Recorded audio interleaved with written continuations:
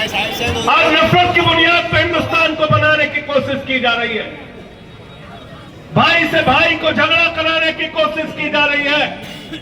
महाराष्ट्र का चुनाव होना है, शिंदे की सरकार है, फडणवीस की सरकार है, अजित पवार की सरकार है, महायुति की सरकार है।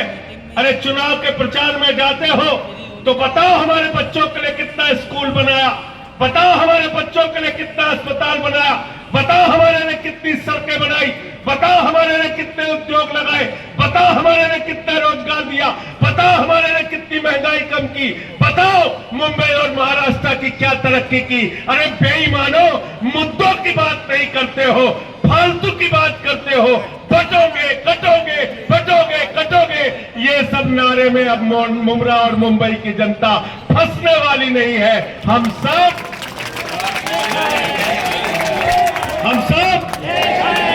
हिंदू मुस्लिम सिख ईसाई,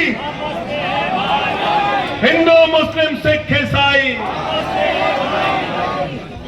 ये हिंदुस्तान 144 करोड़ लोगों का है।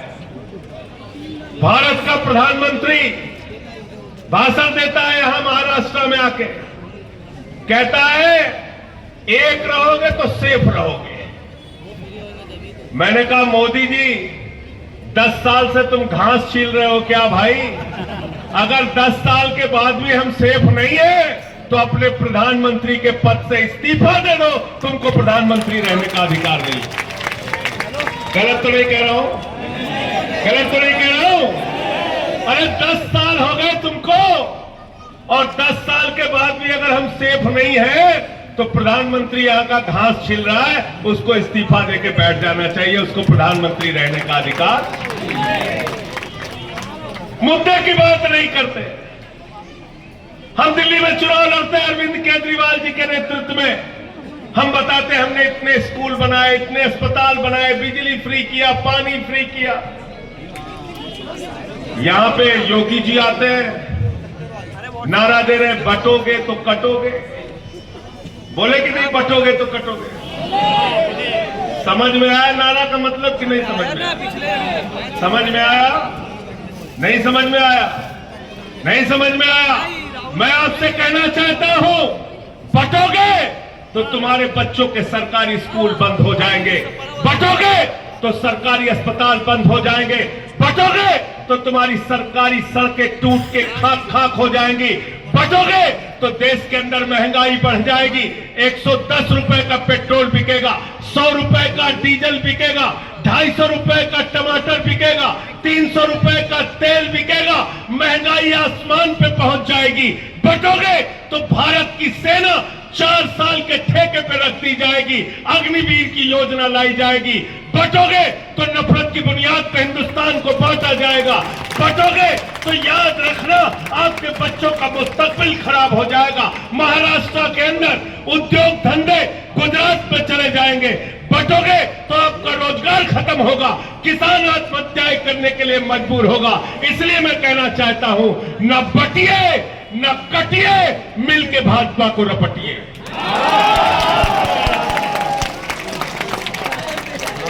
गलत तो नहीं कह रहा हूं? न बटिए न कटिए, मिलके भाजपा को, पीछे तक बोलो, न बटिए न कटिए, मिलके भाजपा को, मिलके भाजपा को रपटिए। रपटना का मतलब समझे थे कि नहीं समझे थे? सुल्तानपुर वाले हैं कि नहीं हैं? सुल्तानपुर, प्रतापगढ़, बस्ती वाले हैं? कहा न समझे ने? रपटे का मतलब जाना था न समझे ने? गलत मनई आवे तो पकड़ के शब्द ने रपट ले। रपटे का कि नहीं रपटे का बताओ? तो न बटिए न कटिए और मिलके भाजपा को। और दूसरा मैं क्या कहता हूं भारतीय जनता पार्टी को, भारतीय जनता पार्टी को मैं कहता हूं भारतीय जेब कतरा पार्टी। भारतीय जेब कतरा पार्टी, जेब काटने वालों की पार्टी। महंगाई देश के अंदर बढ़ाया, नोटबंदी लगा के आपकी जिंदगी को बर्बाद किया। आप लाइनों में खड़े रहे, 100 से ज्यादा लोग मर गए। किसानों के 3 काले कानून लाए, 750 किसानों ने अपनी शहादत दी। भारत का प्रधानमंत्री इस देश की जनता से झूठ बोलने का काम करता है। एक बार प्रधानमंत्री ने कहा मोदी जी को वोट दे दो, 2 करोड़ नौकरी देंगे, झूठ बोला। फिर बोले ऐसा काला धन लाएंगे, इतना काला धन लाएंगे, इतना काला धन लाएंगे कि हर आदमी के खाते में कितना जमा हो जाएगा, कितना जमा होगा, सबको याद है, कोई भूला नहीं। समीम भाई 15 लाख आ गए, 15 पैसे भी नहीं आए, 15 पैसे भी नहीं आए। किसानों को कहा भाइयों और बहनों किसानों, आपका हम आमदनी दोगुना कर देंगे, फसल का दाम दोगुना कर देंगे। किसानों से झूठ बोला। माताओं बहनों से कहा महंगाई कम कर देंगे, देश के नौजवानों से कहा रोजगार देंगे। हर चीज झूठ बोलने का काम किया। झूठ बोलने में भारत के प्रधानमंत्री को महारत हासिल है। मैं तो मोदी जी के बारे में कहता हूं, अगर हिंदुस्तान के अंदर किसी नेता के पास गंजे को कंघी बेचने का हुनर है तो उसका नाम है नरेंद्र मोदी। गंजे को भी कंघी बेच देते प्रधानमंत्री जी, गंजे को भी कंघी बेच देते, कुछ भी बोल देते। हमारे यहाँ खलीलाबाद में गए तो कहने लगे संत कबीर, बाबा गोरखनाथ और गुरु नानक देव जी एक साथ बैठ के मीटिंग करते थे। पता चला उनके जीवन काल में 100 साल का अंतर है। फिर कहने लगे नाली के गैस से चाय बना लीजिए आप लोग, सब नाली के गैस से चाय बनाने लगे। फिर कहने लगे भारत की आबादी 600 करोड़ है, वहां से हम जीत के आते हैं। कुछ भी भारत के प्रधानमंत्री बोल देते हैं।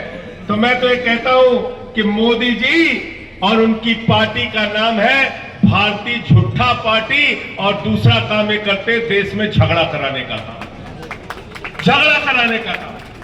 झगड़ा क्यों कराते हैं? क्योंकि इनके पास कुछ बताने के लिए नहीं है।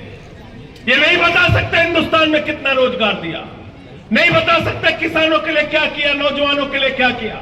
आज महाराष्ट्र के अंदर सबसे ज्यादा नौजवान आत्महत्या कर रहा है, किसान आत्महत्या कर रहा है। आज माहौल खराब करने का काम इस चुनाव के अंदर किया जा रहा है, नफरत की बातें इस चुनाव के अंदर किया जा रहा है। और देश के प्रधानमंत्री नफरत की भाषा बोलते हैं।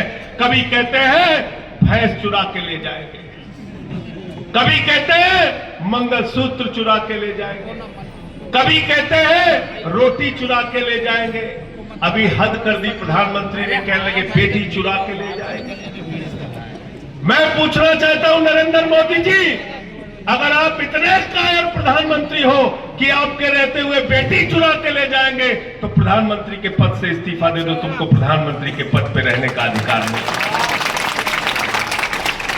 ऐसी गंदी भाषा भारत के प्रधानमंत्री बोलते हैं, ऐसी भाषा भारत के प्रधानमंत्री बोलते हैं। हिंदुस्तान के मुसलमानों के खिलाफ आप लोगों को भड़काते हैं, और दुबई में जाते हैं तो दुबई में जाते हैं तो बिरयानी खाते हैं। देखे होंगे शाहरुख खान भी ऐसे फिल्मों में नहीं मिलता होगा गले हीरोइन से जैसे मोदी जी मिलते हैं। सही बात है, सही बात है। देखे हो कि नहीं देखे हो? देखे हो ना, शेखों को एकदम गले लगा लेते हैं। कतर की मस्जिद में जाएंगे वहां गले लगा देंगे, दुबई की मस्जिद में जाएंगे वहां गले लगा देंगे। क्यों लगाते हैं गले? कभी सोचा आपने? क्योंकि वहां पर नरेंद्र मोदी के भतीजे जय शाह का धंधा चलता है, धंधा चलता है। जहां धंधा चलेगा वहां धर्म पीछे है, और हिंदुस्तान में मुसलमानों के खिलाफ भड़काना है। मैं तो कहता हूं मोदी जी, कतर के मुसलमानों से इतना प्यार है, दुबई के मुसलमानों से इतना प्यार है, थोड़ा इससे समीम से भी प्यार कर लो। सही बात है भाई, इसको भी गले लगा लो। कभी यहां भी मस्जिद में घूम के आ जाओ। ये नफरत की बातें बंद करो, इससे कुछ भी हासिल होने वाला नहीं है। और इस्लाम, मुसलमान, मैं कहना चाहता हूं, मुसलमान अगर डरता है तो सिर्फ खुदा से डरता है, ऊपर वाले से डरता है। उसको डराने की कोशिश करता है, उसको डराने की कोशिश मत करना। और मैं तो बार बार कहता हूं कि आप अपने नबी का नाम भी याद कर लेंगे तो कभी नफरत की बात नहीं कर सकते। नबी को कहा गया रहमतुल आलमीन, पूरी दुनिया पर रहमत करने वाला। नफरत की बातें कहां से आती है? हिंदू धर्म में कहा गया वसुधैव कुटुंबकम, पूरा विश्व हमारा परिवार है। हम पूजा खत्म करते हैं, भगवान से प्रार्थना करते हैं हाथ जोड़ के कि धर्म की जय हो, अधर्म का नाश हो, प्राणियों में सद्भावना हो, विश्व का कल्याण हो। अरे हिंदू धर्म पूरे विश्व की कल्याण की बात करता है। मोदी जी जरा हमको तुम बताओ, फडणवीस जी जरा हमको तुम बताओ, शिंदे जी जरा हमको तुम बताओ, अमित शाह जरा हमको बताओ, योगी जी जरा हमको बताओ, कौन सा हिंदू धर्म तुमने पढ़ा है जो नफरत की बात करते हो? तुम नफरत की बात करते हो, तुम हिंदू धर्म को मानने वाले, हिंदू धर्म को मानने वाले नहीं हो। तो मैं अभी समीम भाई से रास्ते में बात हो रही थी, थोड़ा कंफ्यूजन में है आप लोग, है? घड़ी बंद हो चुकी है, याद रखिएगा। बंद किया है कि नहीं किया बताइए आप लोग?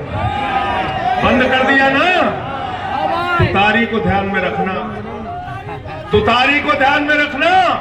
जितेंद्र अवार्ड का चुनाव निशान है तुतारी, तुतारी को याद रखना, याद रखना। यह मराठियों के स्वाभिमान का सवाल है, याद रखना। यह उत्तर भारतीयों के स्वाभिमान का सवाल है, याद रखना। मैं आपसे कहने के लिए आया हूं, हाथ जोड़कर विनती करने के लिए आया हूं। ये वही लोग हैं जिन्होंने गद्दारी करके शिवसेना को तोड़ने का काम किया, बाला साहब उद्धव ठाकरे की पार्टी को तोड़ने का काम किया। ये वही लोग हैं जिन्होंने शरद पवार की पार्टी को तोड़ने के लिए काम किया।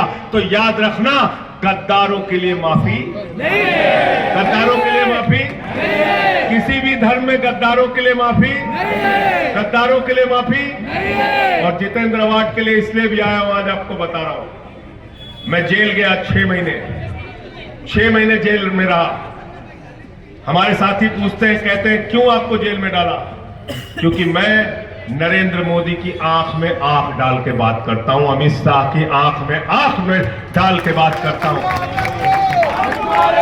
इसलिए मुझे जेल में भेजा, इसलिए मुझे जेल में भेजा क्योंकि मैं आपकी आवाज उठाने का काम करता हूं। इसलिए मुझे जेल में भेजा क्योंकि देश की सदन में प्रधानमंत्री के सामने दो चार करने की बात करता हूं। और इसलिए मुझे सदन में मुझे उठा के जेल में भेजा क्योंकि मैंने सदन में नारा लगाया था, मोदी अडानी भाई भाई, देश बेच के भाई भाई।